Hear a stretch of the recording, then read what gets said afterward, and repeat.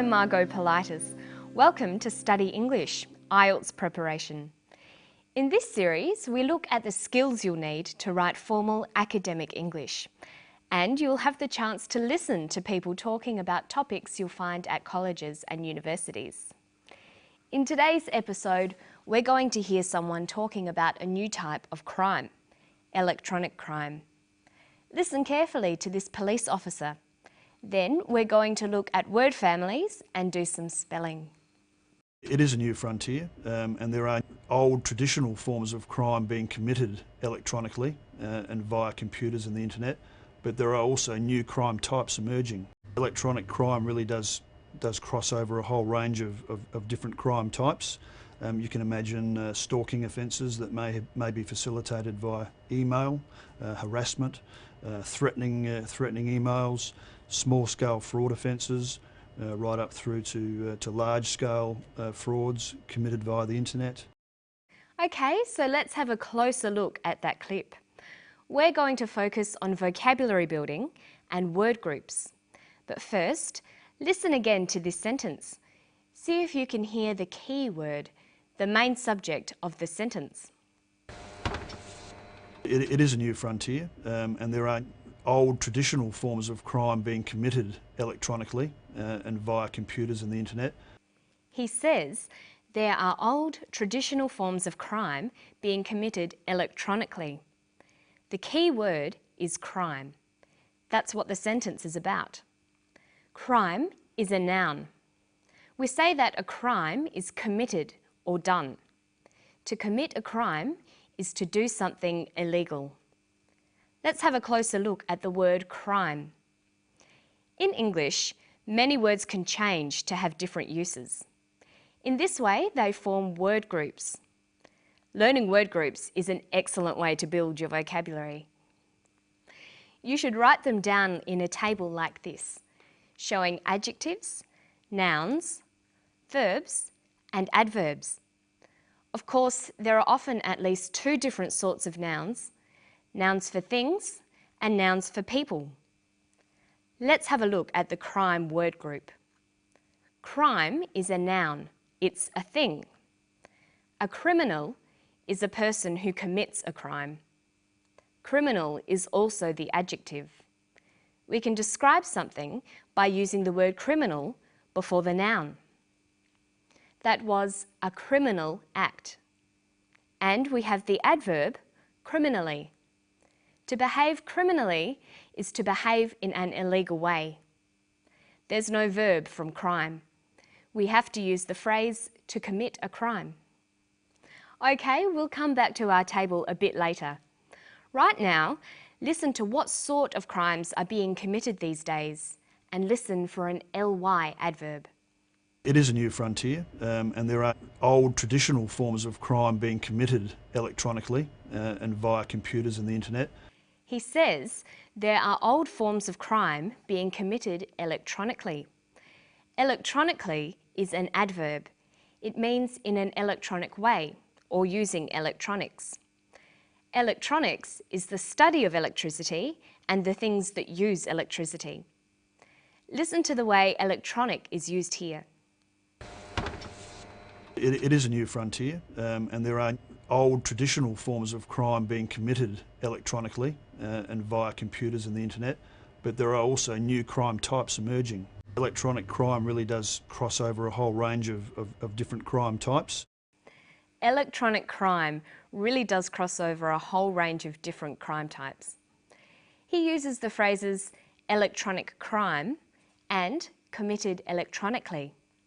Notice that electronic, the adjective, comes before the noun crime, but that the adverb electronically comes after the verb committed. Let's look at the table again. We have electronic, the adjective, electronically, the adverb, and electronics, the noun. You'll notice that not all words take all these different forms, but where they do exist, you'll be able to see patterns emerging. For example, look at the adverbs criminally and electronically.